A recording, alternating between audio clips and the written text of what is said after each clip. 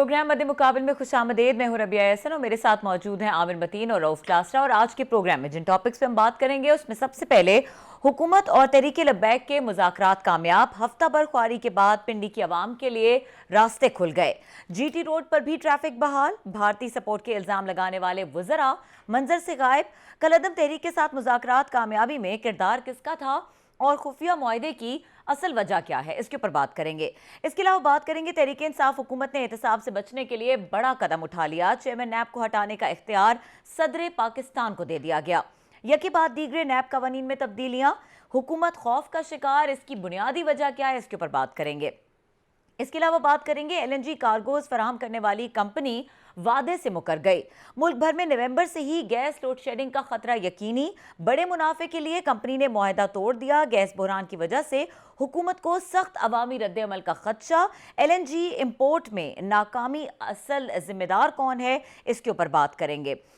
जो सबसे पहले आमिर साहब, हुकूमत और तहरीक लब्बैक के मुज़ाकरात से हम स्टार्ट करेंगे। इतना स्ट्रॉन्ग एलिगेशंस के भारत से फंडिंग हो रही है और ये एक मिलिटेंट जमात है, मिलिटेंट ऑर्गेनाइजेशन है, और फिर उसके बाद मुज़ाकरात हो जाए और वो लोग जो उस वक्त मौजूद थे जिन्होंने क्लाशनकोव से गोलियां चलाई और पुलिस एहलकारों को मारा, शहीद किया, उन लोगों के साथ मुज़ाकरात हो जाएंगे और उनके खिलाफ कोई कार्रवाई भी नहीं होगी।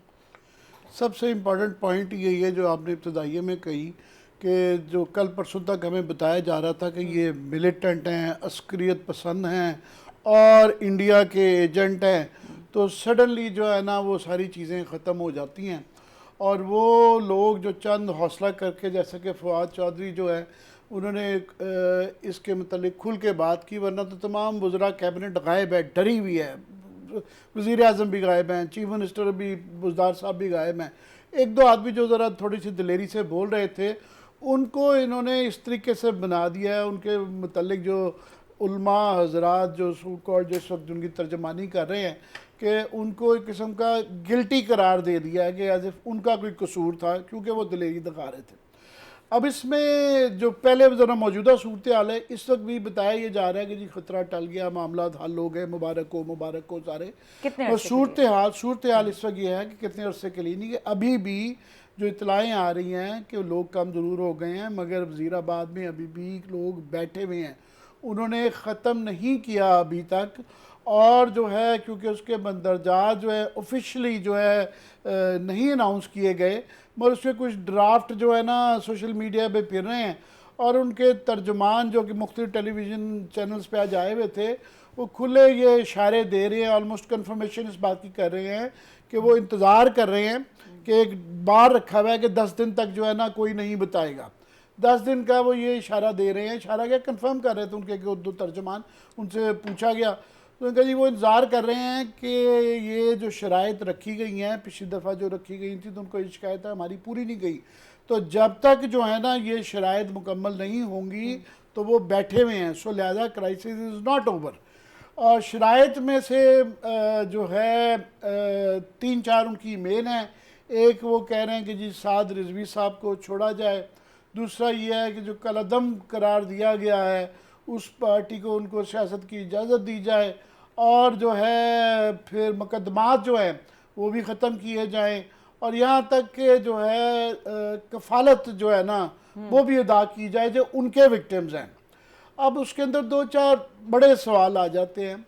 पहली तो बात यह है कि वो जो पुलिस वाले 5 जो शहीद हुए हैं उनके बच्चों को क्या जवाब दिया जाएगा, उनकी फैमिलीज़ को क्या जवाब दिया जाएगा। हम जनरली पुलिस बेचारों की बड़ी अपनी तनकीद करते रहते हैं, मगर इसमें जिस तरीके से उन्होंने हीरोइज़म दिखाया है और जो तस्वीरें देखी हैं, तो कोई भी नॉर्मल मुआशरा जो है ना वो इस तरह नहीं चल सकता कि लाठियाँ खा गए हैं, 5 मर गए हैं, 400-500 ज़ख्मी पड़े हुए हैं, उनमें से कई अभी ज़्यादा संगीन किस्म के ज़ख्मी हैं, तो शायद ये कैजुअल्टी बढ़ भी जाए। तो उनकी कफ़ालत की कोई बात नहीं हो रही और पुलिस वाले बेचारे हल्का फुल्का शोर मचा रहे हैं, मगर वो नहीं। और वो लग रहा है कि जिन्होंने ये सारा किया वो ये मुझे जो मुफ्ती मुनीब साहब हैं एकदम से वो आउट ऑफ पावर थे, 20-25 साल वो रोते लाल किले चलाते रहे, तो उनको ये दोबारा मौका मिल गया अपनी दोबारा इम्पोर्टेंस जगाने का। और जो सबसे ख़तरनाक बात उन्होंने की, आज उनका बयान कल के उस पर चल रहा था कि वो कह रहे हैं कि ये तासुर दे रहे हैं, तासुर नहीं दे रहे बल्कि खुलेआम ये कह रहे हैं कि जनाब हमने कोई डर के किसी से कोई रेड लाइन जो बना दी गई थी करके नहीं किया, हम पॉइंट ऑफ स्ट्रेंथ से बात करके हैं, ये हमारी जीत हुई है और ये दूसरे सब दौड़ गए हैं, हम खड़े में हैं और अभी भी खड़े में हैं। सो सबसे बड़ा ये तासुर ये वाला देना कि रियासत हार गई है, गवर्नमेंट हार गई है, एडमिनिस्ट्रेशन हार गई है, कि आप समझ लें कि हम हार गए हैं, सारे ही हार गए हैं, सिर्फ वही जीते हैं।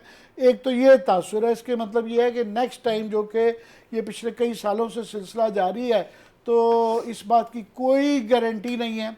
कहने को कुछ लोगों ने फिर दस्तखत करवाए गए हैं उनसे, मैं कोई गारंटी नहीं है कि ये दोबारा नहीं होगा, 6 महीने बाद दोबारा करेगा, बल्कि वो ज़्यादा इनकरेज होंगे और ज़्यादा इस दफ़ा जो है मुनज़्ज़म होके आएंगे और उनकी ये शराइत अगर कबूल कर ली गई कि उनको पॉलिटिकल उसके अंदर भी अलाउ कर दिया गया, तो फिर जो है कोई नहीं है।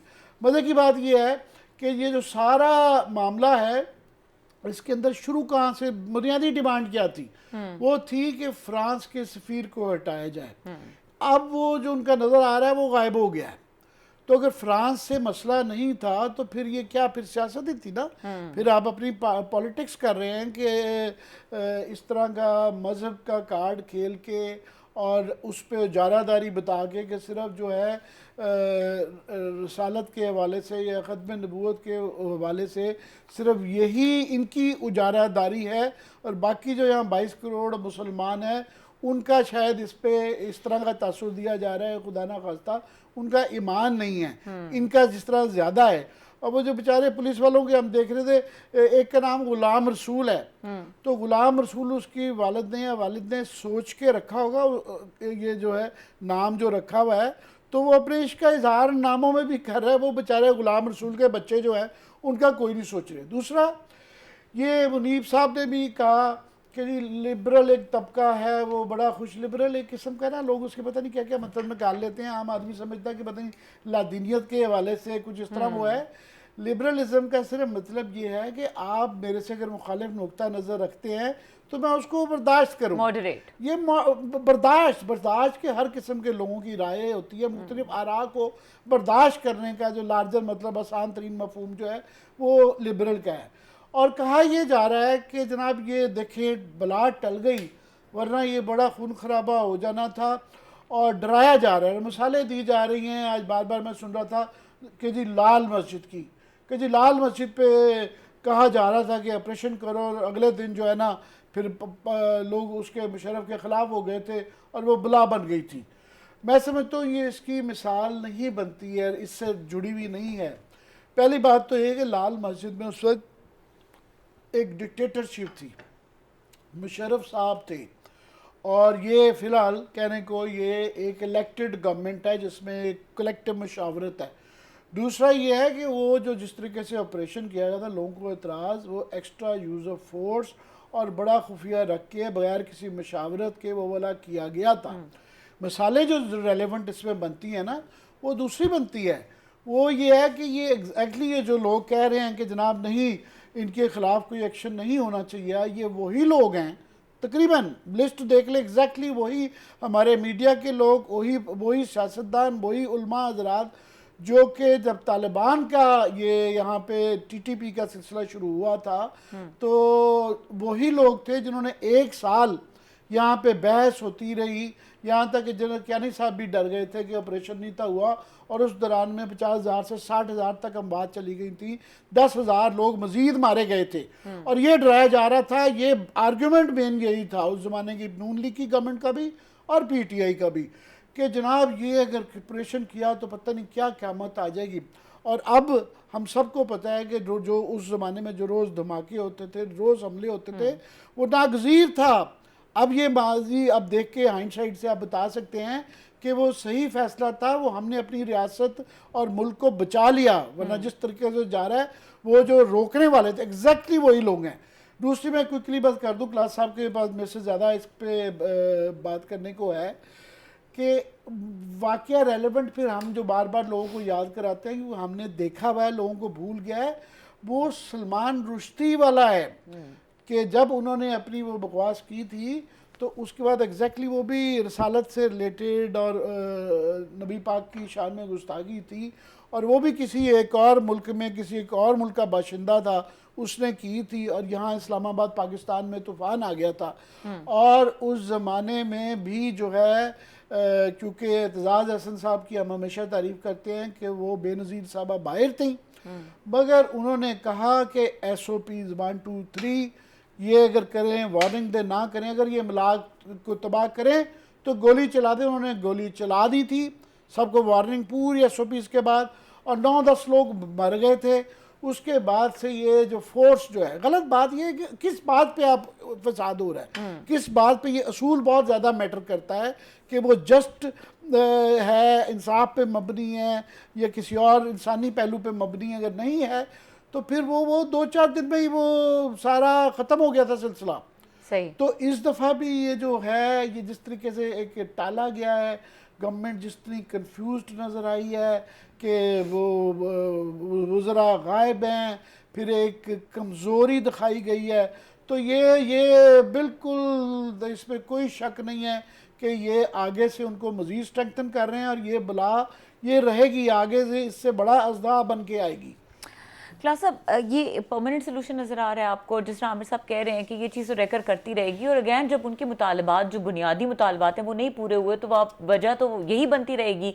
सेकेंडली, जिस तरीके से इंटरनेशनली इस तमाम मामले को देखा गया है, और जिस तरह से हमारे वज़रा के बयान सामने आए कि ये मिलिटेंट ऑर्गेनाइजेशन है, अब इससे कैसे यू टर्न लेंगे कि नहीं अब हमारे मुज़ाकरात हो गए, मामला सेटल हो गए, अब ये एक पॉलिटिकल जमात बन गई है?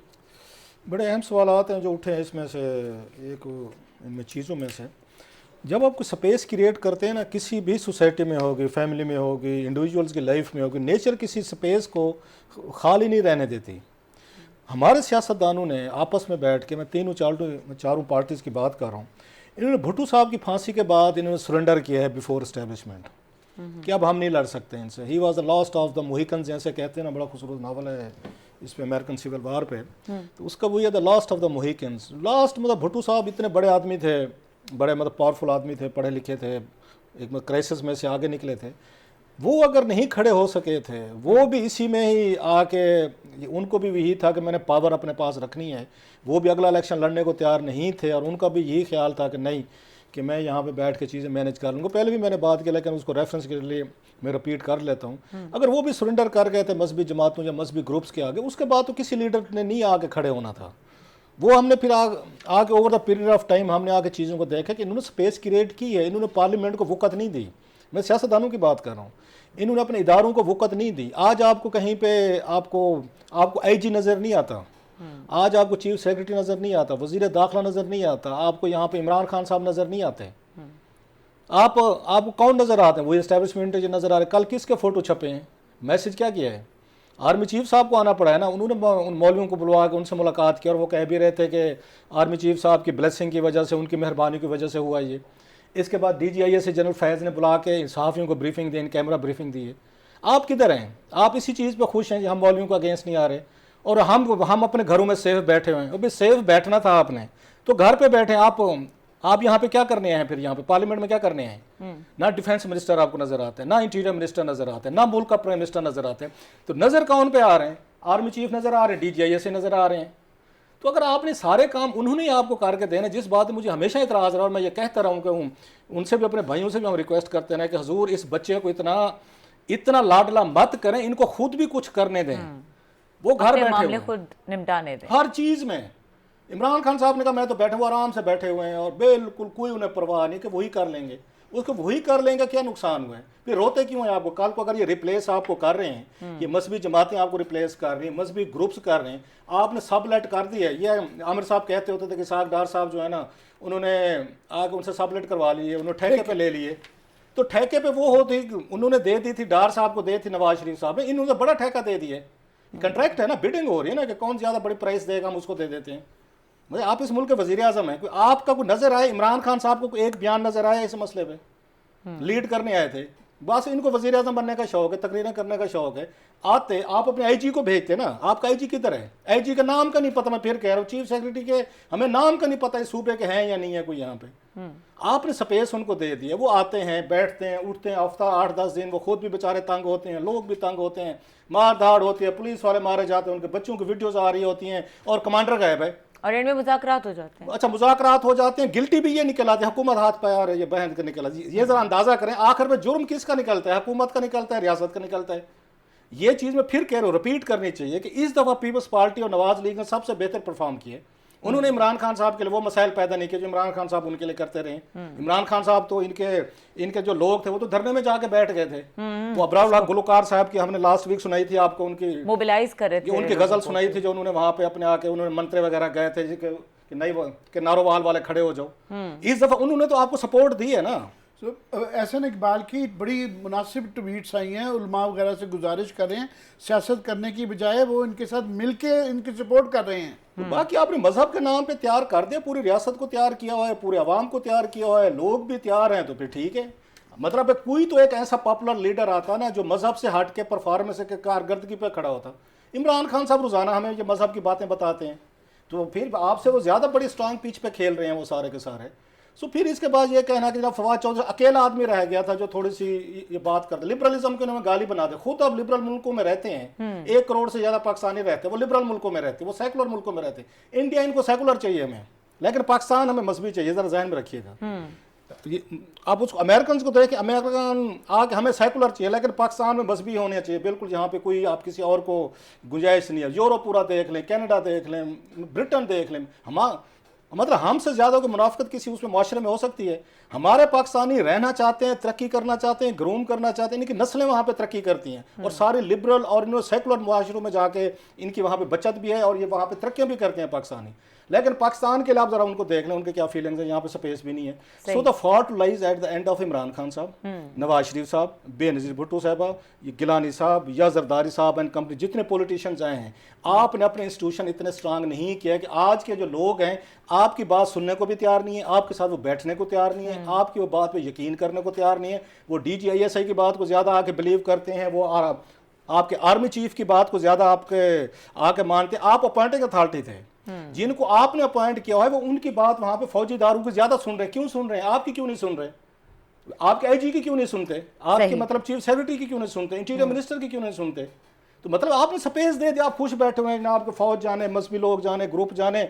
और लास्टली जो कहा जाता है कि यहाँ पे हमारे जो मजहबी ग्रुप्स हैं वो अपने आप को ज्यादा कंफर्टेबल फील करते हैं एस्टेब्लिशमेंट के साथ। इन्हें भी चाहिए होते हैं कि आपको पहले जमात इस्लामी ये रोल अदा करती रही है, फिर ये मौलाना फजल रहमान साहब करते रहे। अब जो है इनकी हमारे तहरीक के भाइयों की एक उनकी लॉटरी खुल गई है, लिहाजा हमारा पॉलिटिशियन जो है वो ना गवर्नेंस की तरफ जाएगा, ना वो यहाँ पे लोगों को बेहतर जिंदगियों की तरफ जाएगा, छुप के बैठा रहेगा। वो जाके मुआहदे भी वो करवाएंगे, फिर उसके बाद बातें भी सुने। अभी हम अगले सेगमेंट में आएंगे। बिल्कुल, मतलब हाल ये उस मामले पे वो पक्के हैं जो उन्होंने सदारती ऑर्डिनेंस जारी करवाया है, उस पे खान साहब को कंसर्न है कि वो काम ठीक होना चाहिए। चेयरमैन नायब जो है ना, वो एक उसको डमी होना चाहिए, वो हमारा होना चाहिए। सदर पाकिस्तान उसको डिसमिस कर दें वो, ताकि आके रोज हमारे दरवाजे पे बैठा रहे। लेकिन इस मामले में मतलब मेरे लिए बड़ी शॉकिंग चीज है कि आप हमारे वजीर आजम हैं, आप कहीं से लीड करते नजर नहीं आ रहे, कहीं पे आपका जिक्र ही नहीं है, कहीं पे आपका वो भी नहीं है, मतलब तस्वीरें छाप रही हैं, कुछ और इदारों को छाप रही हैं। सो ये स्पेस हमारे सियासतदानों ने क्रिएट कर दिए। आखिरी जो बंदा था लास्ट जिसको उन्होंने बिल्डोज कर दिया है वो था फवाद चौधरी, जो बोल भी रहा था, बात भी कर। उन्होंने उनको अच्छी तरीके से उनको मीटिंग से भी उठवा दिया। हालांकि इमरान खान साहब को स्टैंड लेना चाहिए था, he is my information minister. उनको वहां से भी जलील करवाया, उधर से भी उठवाया, उनके खिलाफ बातें भी करवाई, ट्वीट्स भी करवाए। सारी की सारी हुकूमत जो है ये वहां पे लास्ट में आपको बताऊं, DGISI साहब ने जो ब्रीफिंग दिया, पूरी हुकूमत के 10 वजीर वहां बैठे हुए थे। ब्रीफिंग आपने करवानी भी थी, आपने मुआहदा करवाना भी था। उन सहाफ़ियों को जहाँ बुलाया गया वहाँ मिनिस्टर भी थे, उस फवाद चौधरी साहब थे, शेख रशीद साहब थे, मोइज यूसुफ साहब थे, शहरयार अफरीदी थे, अली मोहम्मद खान साहब थे और 3-4 और वजीर थे, शामिद। ये सारे के सारे वहाँ पे गए हैं। मतलब उसमें ISI हेडक्वार्टर में जाने में कोई नहीं है, आप जाते होते हैं, ब्रीफिंग लेते हैं, आपका इदारा है। आप यही सारी चीज़ें वज़ीर आज़म हाउस में क्यों नहीं हो सकती थी? ये इंटीरियर मिनिस्ट्री में क्यों नहीं हो सकती थी? ये पार्लियामेंट में क्यों नहीं हो सकती थी? आपने सारा उठा के सबलेट कर दिया, ठेके में हुकूमत दे दी, तो चला। सब इस वक्त क्यों हुई जब इतना नुकसान भी हुआ, मुल्क का भी नुकसान हुआ, मौशी तौर पे भी हुआ, जानों का भी नुकसान हुआ। ये पहले हो जाती अगर इस तरह की मुज़ाकरात होने थे। इसके ऊपर मजीद भी बात करेंगे। और इसके अलावा जैसे क्लास साहब ने आपने मेंशन किया कि सदारती ऑर्डिनेंस के हवाले से कि नैब में कवानीन में मजीद क्या तरमीम की जा रही हैं और आने वाले दिनों में गैस बहरान, ये एक बहुत अलार्मिंग सिचुएशन है जो क्रिएट हो सकती है। इसके ऊपर बात करेंगे, ब्रेक के बाद हमारे साथ रहिए।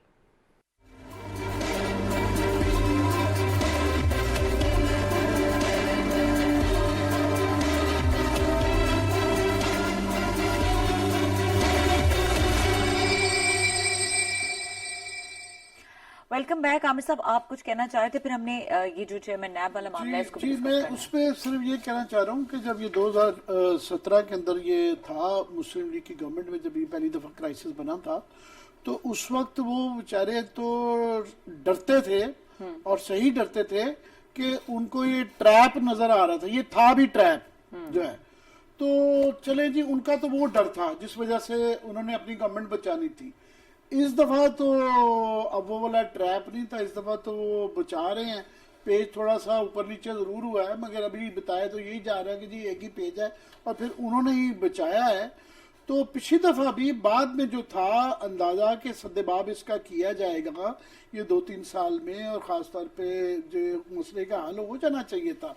अब ये बजाय इसके कि वो हल की तरफ ये दोबारा खराब होने जा रहा है। और इस तरह का ये जिसे कहते हैं ना अंग्रेजी में एग्जिस्टेंशलिस्ट थ्रेट, ये एग्जिस्टेंशलिस्ट थ्रेट बनता जा रहा है। जिस तरह टीटीपी हमारे लिए एग्जिस्टेंशलिस्ट थ्रेट बन गया था, और ये कौमों, मुल्कों, रियासतों की तारीख में इस तरह के मौके आते हैं जब आपको एक जो मर्जी हो ड्रास्टिक फैसले करने पड़ते हैं, जो भी उसका नतीजा निकला हो। अमेरिका जैसे मुल्क में जो है लोग समझते हैं शायद मार्शल लॉ हमारे यहाँ, उनके 25 दफा मार्शल लॉ लग चुका है, लोकल मार्शल लॉ गवर्नर लगाते हैं। जब भी लॉ एंड ऑर्डर का इशू आए तो वो करना पड़ता है। अभी ये रिसेंटली ये व्हाइट हाउस के ऊपर जो हमला हुआ था, उन्होंने 5-6 महीने लगाए, मगर एक एक आदमी को उन्होंने वो ढूंढा, ढूंढ के उन्होंने सबको सजाएं दी, 8 साल 10 साल जुर्माने। वो जो सिंगल वाला आदमी था वो भी पकड़ लिया था, उन्होंने छोड़ा नहीं है। क्योंकि अगर आप एक दफा लोगों को इस तरह इजाजत दे दें कि वो ब्लॉक भी तोड़ेंगे और उसके बाद पुलिस वालों को भी मारेंगे, जख्मी करेंगे, कत्ल हुए हैं, ये बेचारे शहीद किए गए हैं, तो उसके बाद तो वो फिर और इनकरेज होगी, फिर ये बड़ा बनेगा। लास्ट ये है कि इमरान खान साहब जो है वो हर रोज एक दर्स दे रहे होते हैं इस्लामियात के ऊपर, जो कि बड़ी अच्छी बात है। बट सबसे ज्यादा उनको दर्ज देने की जरूरत है इन लोगों को, क्योंकि इनको मजहब के नाम पे इस्तेमाल किया जा रहा है। और इमरान खान साहब को चाहिए कि ये सारा जो आगे ही बेचारे दर्जशुदा हैं उनको देने की बजाय ये लोग हैं कि इनको सियासत के लिए इस्लाम का गलत नाम इस्तेमाल करके किसी और मुल्क में एक वाकया हुआ है तो आप यहाँ पे मिलाद तोड़ना है, ये कोई इस्लाम नहीं है। ये जरूरत थी इन वक्त के लीड करते, और इसलिए भी लीड करने की जरूरत है कि इस वक्त वो उनका क्राइसिस मल्टीपल है। इस वक्त वो अफोर्ड ही नहीं करते हैं कि वो कमजोर नजर आए, कि वो इस वक्त महंगाई की वजह से ये लोग, इसके पीछे सोशो इकोनॉमिक है, ये सिर्फ मजहब का नहीं है। बेचारे लोग तंग हैं, वो भूख से मर रहे हैं, गुर्बत से मर रहे हैं, ये ज्यादातर वो लोग भी हैं बेताशा। और फिर महंगाई के खिलाफ पीडीएम भी बाहर निकली भी है, एस्टेब्लिशमेंट से भी आपके मामला चल रहे हैं, इकोनॉमी आपसे हैंडल नहीं हो रही है, ये गैस लोड शेडिंग की बात करेंगे, ये सारे एनर्जी के मसाइल है। तो इस वक्त उनको ये जो घर में चुप के बैठ गए हैं वो भी, और साथ में बाकी इंटीरियर मिनिस्टर साहब भी, वो भी 2-3 दिन से अब नजर ही नहीं आ रहे हैं। तो उसके बाद ये फिर ये आगे बढ़ेगा ही। ठीक है, अच्छा पहले आगे जाए थोड़ी सी बात। आमिर साहब अच्छी बात है, बड़ा अच्छा गुमान रखते हैं वजीर आजम साहब के बारे में, गुड थिंग। ये जो कह रहे हैं कि आमिर भाई के उनको लेक्चर देने चाहिए इस्लाम पे, चीज़ों पे, वो ये इस्लाम के नाम पे कर दे, तो खान साहब खुद क्या कर रहे हैं? जब इस्लाम, ये भी इस्लाम के नाम पे ही पॉलिटिकली तौर पर अपने को स्ट्रेंथन कर रहे होंगे, ये कौन सा आपका ख्याल है कारकर्दगी की बुनियाद पर तकरीरें कर रहे होते हैं? वायलेंस इन्होंने नहीं किया, इनकी पार्टी के लोगों ने नहीं किया, ये कैसे उनको कह सकते हैं आप वायलेंस ना करें? वरना वो बात करें ना, वो भाषण दे, करैक्टर दिखाया ना जिसने खुद ना काम किया हो। वो जो उसकी जीसस क्राइस्ट की बड़ी खूबसूरत उनका कोट जो है, क्योंकि कहते हैं पहला पत्थर तो वो मारे जिसने खुद सिन नहीं किया हुआ। जब यहाँ पे खुद इन्होंने सिंस किए हुए हैं, जब खुद इन्होंने लॉ एंड ऑर्डर के सिचुएशन इन्होंने क्रिएट की हुई है, हंगामे किए हुए हैं, मार धाड़, इनके अपने आपको याद है लड़ाई झगड़े हुए थे, पार्लियामेंट पे अटैक हुए हैं, उसके बाद पीटीवी पे हुए, 7-8 यहाँ मारे गए थे, आंसू गए, सुई गए, सारी कुछ चीजें यहाँ पे चली हुई हैं। वो उनको कैसे कहें जाके कि भाई साहब आप जो है ना बड़े अच्छे मुसलमान बन जाए, तो वो कहेंगे हजूर आप क्या कर रहे हैं? आपकी तकरीरों में क्या होता है सारा दिन? आप भी तो इस्लाम को कोट कर रहे होते हैं, आप भी उसी चीज पे बेस पे खड़े हुए हैं। तो आप अगर इस्लाम के नाम पे वोट ले सकते हैं, आप इस्लाम के नाम पे जाकर सोसाइटी को ये कहानियां डाल सकते हैं, तो हम क्यों ना डालें? सो मुकाबला उन दोनों के दरमियान है कि जनाब सबसे बेहतर जो है ना इस्लाम के नाम पे वो कौन आगे वोट ले सक। सो इमरान खान साहब के पास कोई मॉरल पोजीशन नहीं है कि ये जाएं उनसे डायलॉग करें, उनसे बात करें, या उनके ऊपर खड़े होके उनको आके थोड़ा सा लेक्चर देने की कोशिश करें। यही चीज मुझे उनकी अच्छी लगी है। एटलीस्ट उन्होंने जाके इनको भाषण देने की कोशिश नहीं की। भाषण हमारे लिए है, मतलब उन्होंने जो बुलाया था उसमें DGISI साहब की जो गुफ्तगू हुई है सहाफियों से, उसमें एक चीज उसमें ये बैठे फवाद चौधरी साहब ने कहा, जो मेरे जराए बता रहे हैं कि मीडिया को हमारा साथ देना चाहिए। जरा अंदाजा करें, इसी मीडिया को इन्हीं ने फवाद चौधरी साहब ने उल्टी छुरी से जिबा भी किया, उस वक्त में तकरीरें भी की, मॉडल भी बताए, यहाँ पे इश्तिहारात भी बंद किए, यहाँ हजारों लोग नौकरियों से निकले, तनख्वाहें बंद हुई। उस वक्त ये सारे आपको याद होगा, खान साहब नाराज, ये फवाद चौधरी साहब नाराज, हमारे पिंडी वाले भाई नाराज। इन्होंने जितना डिसक्रेडिट पाकिस्तानी मीडिया को किया है, जब मुश्किल में फंस जाते हैं तो कहते हैं मीडिया यार हमारी मदद करे, हमारी सपोर्ट करे। जो यहाँ से मुश्किल से निकलते हैं मीडिया के आगे ठुकाई करना शुरू कर देते हैं। सो ये जो खान साहब है ना, ये चीज मुझे उनकी अच्छी लगी है कि जो काम वो खुद करते हैं, मतलब इस्लामिक टीचिंग पे, इस्लामिक पॉलिटिकल इस्लाम का इस्तेमाल करते हैं, उनके अपोनेंट कर रहे हैं तो उनको जाके वो भाषण देने की कोशिश नहीं की। ये अच्छी चीज है। आई अगेन लाइक इट, जो काम मैं खुद करता हूँ ना, अगर कोई दूसरा भी कर रहा है ना, उसको भी ये राइट है पूरा कि खुद भी बैलेंस इनकी पार्टी करती नहीं है, वो भी अगर बैलेंस कर रहे हैं तो खान साहब बिल्कुल खामोश होकर बैठे हुए हैं। ये उनके हाई मॉरल ग्राउंड के मैं समझता हूँ ये सबसे बड़ी मिसाल है। ठीक है, नैब ऑर्डिनेंस के हवाले से भी बात करनी है और इसके अलावा गैस बहरान, देखते हैं कितना हमारे पास टाइम है। ब्रेक के बाद इन दोनों मौजूद को कवर करने की कोशिश करेंगे, हमारे साथ रहिए।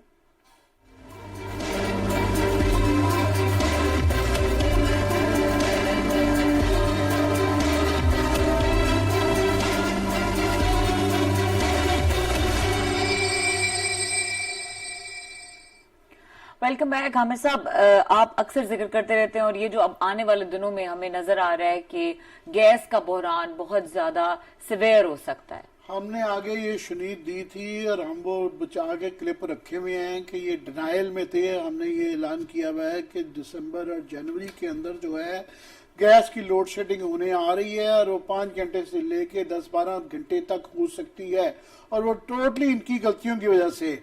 मजीद बड़ी बुरी खबर ये आ गई है कि वो जो दिसंबर में होना था ये काम नवंबर में शुरू होने लगा है।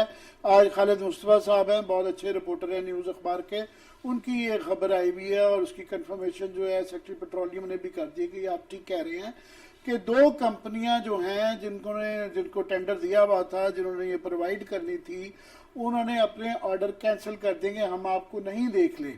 और ना देने की वजह ये है कि मार्केट में अगर वो ना दें तो माशाल्लाह कानून ऐसे बनाते हैं ना कि मुल्क को फायदा नहीं होता, उनको होता है कि सिर्फ 30% पेनल्टी है, और वो जबकि मार्केट में वो 200% कमा सकते हैं। उन्होंने कहा बड़े आराम से इनको 30% दो और मार्केट में जो है ना 200% का प्रॉफिट लो। बहाना मार दिया दोनों कंपनियों ने कि जी हमारे पास सप्लाई नहीं हो सकी, ये वो करवा के। क्या है, आपको 2 चीजें इसके अंदर इंपॉर्टेंट है। पहली बात तो ये है कि आपने को अगर आप ना लें तो आपको 100% देना पड़ता है, तो उनके लिए भी 100% कम से कम पेनल्टी होनी चाहिए थी, 30% की नहीं होनी चाहिए थी। दूसरा ये कि बीच में से एक कंपनी है वो पहले भी 4 दफा 3 दफा कर चुकी है, जो इसके अंदर गनवर और ENI कंपनी जो है, ENI जो है वो पहले भी 3 दफा डिफॉल्ट कर चुकी है, ये फ्रॉड कर चुकी हुई है, उसको इन्होंने डिस्क्वालीफाई नहीं किया। लास्टली ये है कि दुनिया की ये जो आज ये रसद और के अंदर जो है उतार चढ़ाव आते रहते हैं, ये प्रॉब्लम्स होती हैं। आप गवर्नमेंट या मुल्क क्या करते हैं अक्लमंद लोग कि वो एक बीच में कुशन रखते हैं कि आप बीच में स्टोरेज का कोई रखते हैं। 3 साल में इन्होंने ना कोई टर्मिनल बनाया ना पाइपलाइन बनाई, वो आपस में वज़रा की लड़ाइयाँ चल रही हैं, कमिश्नरों की लड़ाइयाँ चल रही हैं। और अब अगर शुरू भी कर दें तो ये अगले इस गवर्नमेंट में तो नहीं, 3 साल बाद जाके पाइपलाइन बनेगी या स्टोरेज की फैसिलिटी बनेगी कि आपके पास अगर स्टोरेज हो या पाइपलाइन हो तो 2-3 इस तरह की अगर गड़बड़ हो जाती है, 1-2 कार्गोज रह भी जाएं तो आप कम से कम 1-2 महीने अपना काम चला लेते हैं। तो दूसरा लास्टली कि किसी को, क्योंकि ये इतनी बड़ी गलतियां हो रही हैं, किसी को कोई, सबको पता है सजा नहीं मिलनी है, सब जो है कोई आजम खान का रिश्तेदार है तो कोई किसी और का रिश्तेदार है, वो असद ज़ियाउद्दीन साहब सारी ये चीज़ें करके गए हैं, उनको चुप करके बचा के साइड पे ले गए हैं, और उमर अयूब साहब को दोबारा तरक्की देके आजकल इकोनॉमिक ECC का दोबारा हेड आजकल बना दिया है, क्योंकि दरमियान में ये वैक्यूम था। ठीक है सर, और मामला तो हैंडल नहीं हो रहे, वो तो सामने नजर आ रहा है, लेकिन ये जो ये बुनियादी मामलात हैं, और जितना ज्यादा तनकीद की जाती थी PTI की तरफ से कि ये स्ट्रेटजीज ठीक नहीं है, पॉलिसीज ठीक नहीं है, कॉम्पिटेंस नहीं है उन गवर्नमेंट्स के पास, तो PTI गवर्नमेंट की कॉम्पिटेंस क्यों नहीं नजर आ रही, क्या कर रहे हैं? कॉम्पिटेंस आमिर तो बड़े अरसे से बता रहे हैं। एक चीज इसमें से पूरे बयान में से ना गायब हो गई हमारी। लगता है कि इस मुल्क में गैस पैदा नहीं होती, क्योंकि पिछले कई सालों से हमने सुना भी और पढ़ा भी और डिबेट्स भी देखी हैं, इन्होंने गैस एक्सप्लोरेशन के कंट्रैक्ट ही नहीं दिए इन्होंने कि वो इस मुल्क में देखें।